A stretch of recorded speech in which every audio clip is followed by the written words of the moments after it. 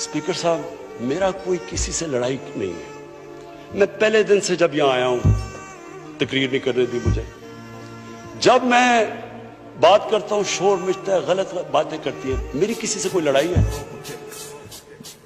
इन सबको जो भी ये समझता है कि ये मैं किसी से लड़ाई की वजह से या कोई मैं अपने दुश्मनियां किसी से हैं, मेरी कोई किसी से दुश्मनी नहीं।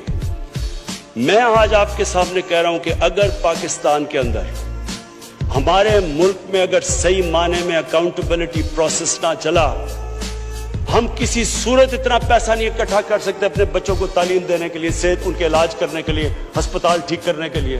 हम आगे बढ़ ही नहीं सकते। जब एलीट करप्शन पे लगी हुई है, वो आप कैसे समझते हैं वो मुल्क तरक्की करेगा? हम जब आप किसी के ऊपर केस होता है, वो कहते हैं जी पॉलिटिकल विक्टिमाइजेशन है।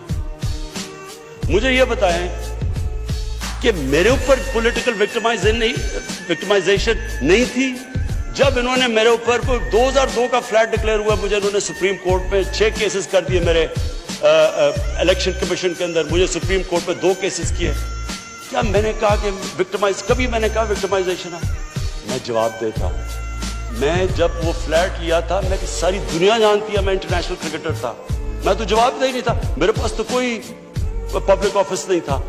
उसके बावजूद 10 महीने में स्पीकर साहब, जो मेरे से सुप्रीम कोर्ट ने जवाब मांगे मैंने दिए। 40 साल पुराने कॉन्ट्रैक्ट दिए, मॉर्गेजेस दिखाए, किधर से पैसा आया, मॉर्गेज में कितना गया, कब वो मॉर्गेज दिया, फ्लैट कब बिका, बीवी से जो पैसे लिए हुए थे यहां जमीन लेने के लिए। आपको पता है सुप्रीम कोर्ट ने मेरे से पूछा कि जनाब आप बताएं, साबित करें कि आपने बीवी को पैसे वापस किए थे। वो बीवी ने ईमेल दे रही है कि हाँ इसने पैसे वापस किए थे। उन्होंने कहा नहीं सबूत दो।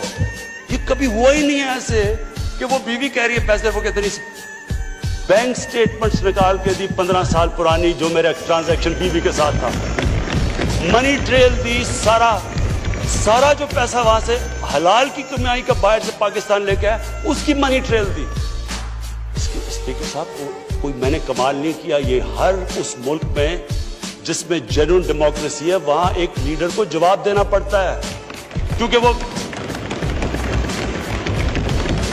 अमानतदार होता है, वो पब्लिक के पैसे का अमानतदार होता है। ये कोई विक्टिमाइजेशन नहीं है। और ये जो नैब है, ये हमने तो नहीं नैब बनाई, एक आदमी हमने भर्ती नहीं करवाया। नैब तो पुरानी है, 90% केसेस भी पुराने हैं, लेकिन गालियां हर रोज मुझे पड़ती हैं कि जनाब देखें इमरान खान ने ये कर दिया, वो कर दिया।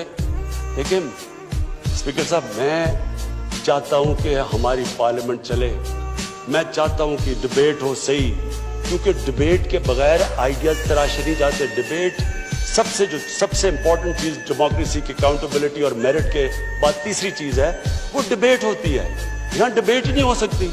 जब बात करो वो शुरू हो जाते हैं कि जी वो नैब न्याजी नेक्सस या कभी कुछ शुरू हो जाते हैं।